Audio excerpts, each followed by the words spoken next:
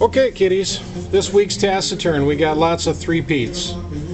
Let's get started with three of my favorite people in the industry. We're going to start with Mr. John Layman over at Marvel, the creator of Chew, as well as Puffed, a number of other really good books over the years. We won't mention Wildcats. This one-shot fits into the Shadowland series that ties into the Daredevil universe.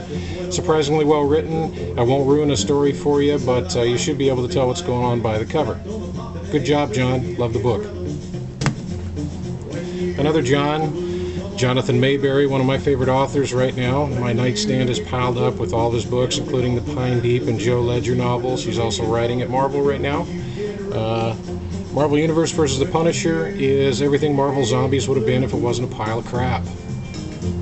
Surprisingly well written. Not necessarily a zombie book. Let's just talk let's just say lots of superhero cannibals, craziness. Punisher's the last one to deal with it. You got it. William Harms, The Impaler. Enough said. If you haven't read the first volume, you need to. Great take on the vampire mythos. Get out there and get it. Three brutal books. One that came out this week, Nancy in Hell. Pretty self-describing. Nancy's still a human, but she's in hell, dealing with all kinds of craziness. You might recognize the art. Juan Jose Rip has done a shit ton of stuff with Avatar, and his art is absolutely beautiful. Speaking of Avatar, Wolfskin. It's everything Conan should be. Brutal, awesome, and it's Warren Ellis. Gotta love it. And I gotta throw Officer Down in there again. Officer Down is a one-shot. If you like Kick-Ass and you like Judge Dredd, you'll like this even better. The art from Chris Burnham is absolutely freaking amazing, and it's brutal. All three of those, not for kiddies. Let's go with three books. Brains. Okay, it's a zombie who actually finds out he's relatively intelligent, much in the same vein as Breathers. It's a zombie trying to convince humanity that there should be some semblance of equality. Very good read. Short, quick, easy read. I think I read it in one night. It's beautiful. The Apocalypse in Satan's Glory Hole. Yeah, I said it. The Apocalypse in Satan's Glory Hole. This was actually written by Tim Long, who's a good friend of mine, lives in the area, lives up in Bonnie Lake. He partnered with a guy by the name of Jonathan Moon. There's a bunch of short stories dealing with the apocalypse, and it's just absolutely hilarious. The first of the mashup novels that I'm going to give a thumbs up, Android Karenina. If you like Tolstoy, you don't have to. Surprisingly, fitting steampunk into the Tolstoy mythos was a much better fit than Pride, Prejudice, and Crap, or Sense and Sensibilities and Crap. Remember Cliff Notes? Are you old like me? We got this company, Campfire Books, that's putting out what's essentially Cliff Notes like we used to have back in the day. These are three books that I never read that now I want to because I read these Cliff Notes. You got Robinson Crusoe, Harry Houdini, and Treasure Island. All three surprisingly good reads. I will now actually read the books. This is a great way to jumpstart your kids into reading the classics. Good art, good story. Enough said. Three indie books.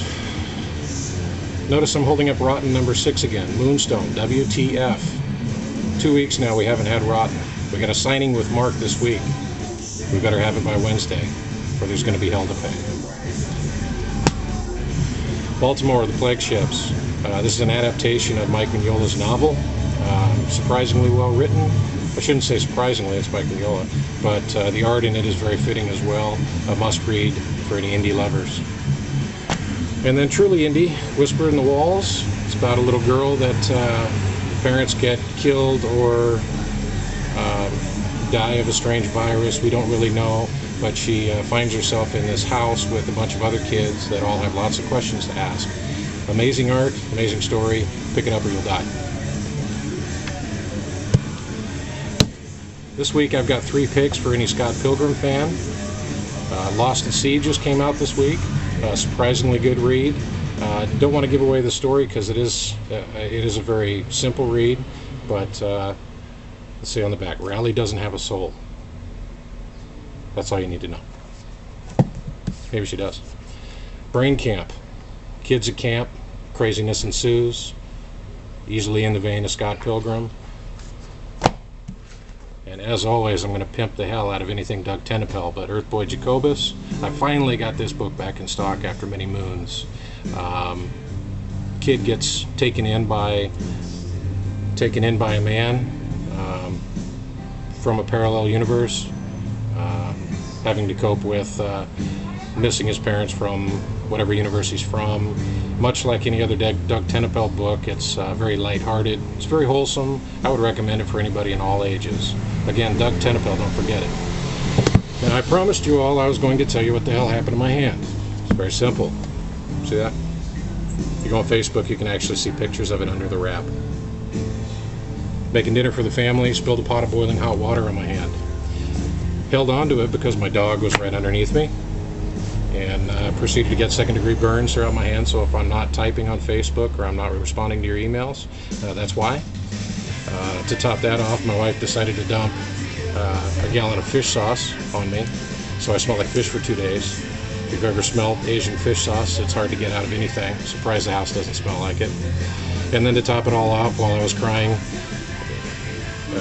hopped up on painkillers at 3 o'clock in the morning, I decided to dump ice water in my crotch and then jump on the bike.